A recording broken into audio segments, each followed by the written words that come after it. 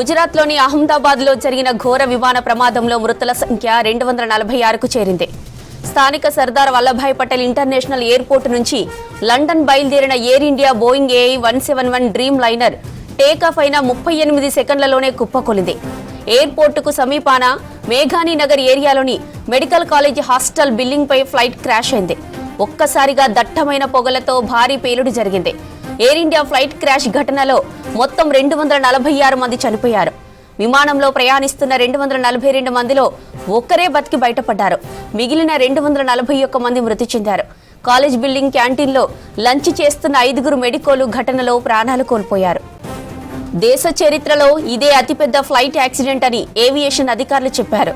మృతుల్లో గుజరాత్ మాజీ సీఎం విజయ్ రూపానీ ఉన్నారు. విమానం టేకాఫ్ అవుతున్న సమయంలో బర్డ్స్ ఢీకొనడంతో ఫ్లైట్ ఎగరడానికి కావలసిన వేగాన్ని అందుకోలేకపోయి ఉండొచ్చని నిపుణులు అనుమానిస్తున్నారు. అటు ప్రమాదానికి ముందు పైలట్లు మేడే కాల్ చేసి ఏటీసీ సమాచారం అందించారని, తర్వాత సెకండ్ల వ్యవధిలోనే ఫ్లైట్ చెట్టును ఢీకొని బిల్డింగ్ పై కుప్పకూలిందన్నారు. మృతుల్లో 229 మంది ప్రయాణికులున్నారు. వీరిలో 169 మంది భారతీయులు కాగా 53 మంది బ్రిటిష్ పౌరులు, 7 పోర్చుగీస్ జాతీయులు, 1 కెనడా సిటిజన్ గా గుర్తించారు. మృతుల్లో 2 పైలట్లు, 10 మంది క్యాబిన్ క్రూ సిబ్బంది, 5 మెడికల్ కాలేజ్ విద్యార్థులున్నారు. ఫ్లైట్ క్రాష్ అయిన వెంటనే అహ్మదాబాద్లోని ఫైర్ సేఫ్టీ సిబ్బంది, 2 BSF, 6 NDRF ప్రత్యేక బృందాలు ఘటనా స్థలానికి చేరుకొని సహాయక చర్యలు చేపట్టాయి. హాస్టల్ బిల్డింగ్ పై ఫ్లైట్ కూలడంతో తొలుత సహాయక చర్యల్లో కొంత ఇబ్బంది ఏర్పడింది. పరిసర ప్రాంతాల్లో దట్టమైన పొగ వ్యాపించింది. ఇక గాయపడిన మెడికోలను దగ్గరలోని ఆసుపత్రికి తరలించి ట్రీట్మెంట్ అందించారు. తర్వాత ఎయిర్పోర్టులో విధులు నిర్వహిస్తున్న CISF, మరికొన్ని NDRF టీంలు ఘటనా స్థలికి చేరుకున్నాయి. ఫ్లైట్ కూలిన వెంటనే డెడ్ బాడీలు గుర్తుపట్టలేనంతగా పూర్తిగా కాలిపోయాయి. డెడ్ బాడీలను అంబులెన్స్ లో స్థానిక ఆసుపత్రికి తరలించారు. రైటిక అహ్మదాబాద్ లో ఘోర విమాన ప్రమాదంపై మరిన్ని డీటెయిల్స్ మదార్ లైవ్ లో అందిస్తారు. మదార్, ఫ్లైట్ క్రాష్ పైన అప్డేట్స్ ఏంటి? జ్యోతి, అసలు ఊహకందని విషాదం జరిగింది గుజరాత్ అహ్మదాబాద్లో. సుమారు 241 మంది ప్రయాణికులు, మొత్తం ఆన్బోర్డ్లో 242 మంది ఉన్నారు. దాంట్లో 241 మంది మరణించినట్లుగా ఎయిర్ ఇండియా కావచ్చు, లేకపోతే భారత ప్రభుత్వం కూడా ఇప్పటికే అఫీషియల్గా కన్ఫర్మ్ చేశారు. వాటితో పాటు బిల్డింగ్ ఏదైతే BJ హాస్పిటల్ సంబంధించి హాస్టల్ పైన కూలింది కాబట్టి అందులో కూడా సుమారు ఒక 25 మంది వరకు మరణించినట్లుగా అంచనా వేస్తున్నారు. అక్కడ డెత్కి సంబంధించి డెత్ టోల్కి సంబంధించి ఇంకా పూర్తి స్థాయిలో కన్ఫర్మేషన్ రావాల్సి ఉంది. ఓవరాల్గా సుమారు 260కి పైగా మరణించారు ఈ యాక్సిడెంట్లో. వాటికి సంబంధించి ప్రస్తుతానికి వాటికి సంబంధించిన DNA టెస్ట్లు అనేది కూడా చేస్తూ ఉన్నారు. డెడ్ బాడీస్ పూర్తి స్థాయిలో కాలిపోయాయి, గుర్తుపట్టలేనంతగా కాలిపోయాయి.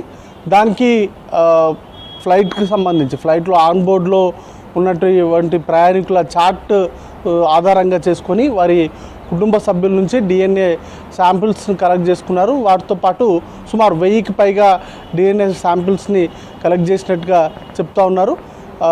DNA టెస్ట్లను సరిపోల్చుతూ వాటికి సంబంధించిన డెడ్ బాడీస్కి కూడా DNA టెస్ట్ చేసి వాటిని ఆధారంగా చేసుకొని ఆ కుటుంబ సభ్యులకు డెడ్ బాడీస్ని అందజేసేటువంటి ప్రయత్నాలు అనేది కూడా జరుగుతూ ఉన్నాయి. ఈరోజు పూర్తి స్థాయిలో 241 మంది ప్రయాణికులకు సంబంధించినటువంటి DNA టెస్ట్లు అనేది కూడా ఈరోజు చేస్తారు. ఈరోజు చేసిన తర్వాత వారికి సంబంధించినటువంటి డెడ్ బాడీస్ను కూడా వారి కుటుంబ సభ్యులకు అందించేందుకు అవసరమైనటువంటి అన్ని కార్యక్రమాలు అనేది కూడా జరుగుతూ ఉన్నాయి. ఈ సివిల్ ఏవియేషన్ ఇండియాకి సంబంధించి సివిల్ ఏవియేషన్లో ఇది అతిపెద్ద ప్రమాదం. గతంలో ఎప్పుడు కూడా ఇంత పెద్ద ప్రమాదం జరగలేదు. ఫస్ట్ టైం ఇంతమంది ఆల్మోస్ట్ ఫ్లైట్లో ఉన్నటువంటి అందరూ చనిపోయారు. ఒక్కడు తప్ప. ఒక్కరు రమేష్ అనేటువంటి ఒక ప్రయాణికుడు 11A సీట్లో కూర్చున్నాడు. తను ఒక్కడు మాత్రమే ప్రాణాలతో బయటపడ్డాడు. అది కూడా చిన్న గాయాలతో బయటపడ్డాడు. మిగతా ఎవరు కూడా ఈ ప్రమాదంలో ఎవరు కూడా బతకలేదు. అయితే టేకాఫ్ అయిన కేవలం 30 సెకండ్లలో ఫ్లైట్ అనేది కూడా కుప్పకూలింది. దానికి గల కారణాలపైన ప్రస్తుతానికి అనేక ఊహాగానాలు ఉన్నాయి. దానికి ఇప్పటికే కేంద్ర పౌర విమానయాన శాఖ మంత్రి రామ్మోహన్ నాయుడు ఇప్పటికే దానికి సంబంధించిన విచారణకు కూడా ఆదేశించారు. Air craft accidental investigation bureau దీనికి సంబంధించినటువంటి ఇన్వెస్టిగేషన్ అనేది కూడా చేయబోతుంది. ఎందుకు ఎలా కూలింది, ఫ్లైట్కి సంబంధించి ఏదైనా సాంకేతిక సమస్యలు ఉన్నాయా, లేకపోతే మానవ తప్పిదాలు ఏదైనా ఉందా, లేకపోతే కుట్ర కోణం ఉందా, ఈ యాంగిల్లో దీనికి సంబంధించి పూర్తి విచారణ అనేది కూడా చేపట్టబోతుంది. అయితే భారత్ నుంచి చేసేటువంటి విచారణతో పాటు అమెరికాకు సంబంధించిన నేషనల్ సేఫ్టీకి సంబంధించినటువంటి ఒక బోర్డు కూడా ఈ విచారణలో వారు కూడా భాగం కాబోతున్నారు. ఇప్పటికే విచారణకు పూర్తి స్థాయిలో సహకరిస్తామంటూ కూడా ఎయిర్ ఇండియా ప్రకటించింది. అయితే కొన్ని అనుమానాలు ఉన్నాయి. గడిచిన 2 నెలల్లో సుమారు 15 సార్లు వారికి నోటీసులు అనేది కూడా అంటే ఫ్లైట్లో తీసుకోవాల్సినటువంటి జాగ్రత్తల విషయంలో కావచ్చు, కొన్ని ఫ్లైట్లలో సాంకేతిక సమస్యలు లేకపోతే కొన్ని టెక్నికల్ ఇష్యూస్ ఉన్నాయి, వాటిని సార్ట్అవుట్ చేసుకోవాల్సిందిగా కొన్ని నోటీసులు వచ్చినప్పటికీ వాటిపైన ఎలాంటి యాక్షన్ తీసుకోలేదు. దాంతో ఈ ప్రమాదం జరిగింది ఉండవచ్చు అనేటువంటి అనుమానాలు కూడా ఉన్నాయి. సుమారు 15 సార్లు నోటీసులు ఇచ్చినప్పటికీ వాటిపైన ఎయిర్ ఇండియా లైట్ తీసుకోవడము, దానిపైన చర్యలు తీసుకోకపోవడంతో ఫ్లైట్కు ప్రమాదం జరిగినట్టుగా కూడా అంచనా వేస్తున్నారు. ఫ్లైట్లలో కొన్ని ఫ్లైట్స్లో ముఖ్యంగా ఎయిర్ ఇండియాకి సంబంధించిన కొన్ని ఫ్లైట్స్లో ఆక్సిజన్కి సంబంధించినటువంటి ఇష్యూస్తో పాటు కొన్ని సమస్యలు కూడా ఉన్నట్టుగా గుర్తించారు. వీటన్నింటిపైన ఇప్పుడు దర్యాప్తు అనేది కూడా జరగబోయేటువంటి అవకాశం ఉంది. ముఖ్యంగా ఆ ఫ్లైట్కి సంబంధించి, ఎందుకంటే రెస్క్యూ ఆపరేషన్ నిన్నటి వరకు కూడా రెస్క్యూ ఆపరేషన్ మీదే అందరి ఫోకస్ ఉంది. మంటల్ని అదుపులోకి తీసుకురావడం, అలాగే డెడ్ బాడీస్ని లేకపోతే అందులో ఉన్నటువంటి ప్రయాణికులకు సంబంధించి, ఎందుకంటే అందరూ చనిపోయారు, గుర్తుపట్టలేనంతగా కూడా కాలిపోయాయి కాబట్టి వాటికి సంబంధించినటువంటి డెడ్ బాడీస్ని ఐడెంటిఫై చేయడము, వాటిని ఆసుపత్రికి తరలించడం, వీటన్నింటిపై కూడా నిన్నంతా కూడా ఫోకస్ నడిచింది.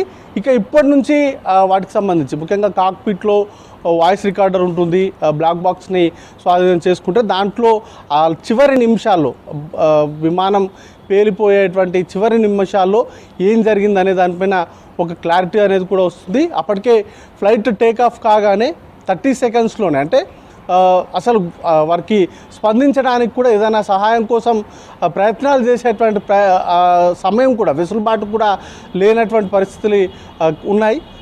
చివరి ప్రయత్నంగా మేడే కాల్ అనేది కూడా చేశారు. ఆ తర్వాత ఏటీసీ నుంచి వారిని సంప్రదించేందుకు అనేక ప్రయత్నాలు చేసినప్పటికీ కూడా అప్పటికే ఏటీసీ తోటి సంబంధాలు అనేది కూడా తెగిపోయాయి. వీరు కాంటాక్ట్ అయ్యేటువంటి ప్రయత్నం చేస్తే కూడా వారికి కాంటాక్ట్ అనేది కూడా కలవలేదు అనేది ఏటీసీకి సంబంధించినటువంటి అధికారులు చెప్తూ ఉన్నారు. ఇక ఈరోజు ప్రధాని కూడా ఆ సైట్లో యాక్సిడెంట్ జరిగినటువంటి సైట్ని సందర్శించబోతున్నారు. నిన్న ప్రమాదం జరిగిన వెంబడే ఇటు కేంద్ర పౌర విమానయాన శాఖ మంత్రి రామ్మోహన్ నాయుడు అలాగే అమిత్ షా ఇద్దరు కూడా ఘటనా స్థలానికి చేరుకున్నారు. బాధిత ఒక వ్యక్తిని ఎవరైతే ప్రాణాలతో బయటపడ్డారో ఆ వ్యక్తిని పరామర్శించారు. దాంతోపాటు క్రాష్ అయినటువంటి సైట్ని సందర్శించి మొత్తంగా అక్కడ జరుగుతున్నటువంటి సిచ్యువేషన్ అంతా కూడా రివ్యూ చేశారు. నిన్న ఒక కీ మీటింగ్ని కూడా అమిత్ షా హోల్డ్ చేశారు. ముఖ్యంగా ఇట్లాంటి ఇష్యూకి సంబంధించి, ఎందుకంటే సివిల్ ఏవియేషన్కి సంబంధించి చాలామంది ప్రాణాలు గాల్లోనే పోయేటువంటివి ఉన్నాయి కాబట్టి వాటికి సంబంధించి భవిష్యత్తులో ఇట్లాంటి ప్రమాదాలు జరగకుండా కఠినంగా వ్యవహరించాలి. దాంతోపాటు ఈ యాక్సిడెంట్కి సంబంధించి ఎవరైతే బాధ్యులు ఉంటారో వారికి సంబంధించి పూర్తి స్థాయిలో విచారణ చేస్తాం, వారిని శిక్షిస్తాం అనేటువంటి అంశాన్ని కూడా చెప్తా ఉన్నారు. కాబట్టి కొంత సీరియస్గా దీనిపైన విచారణ అనేది కూడా జరిగేటువంటి అవకాశం ఉంటుంది.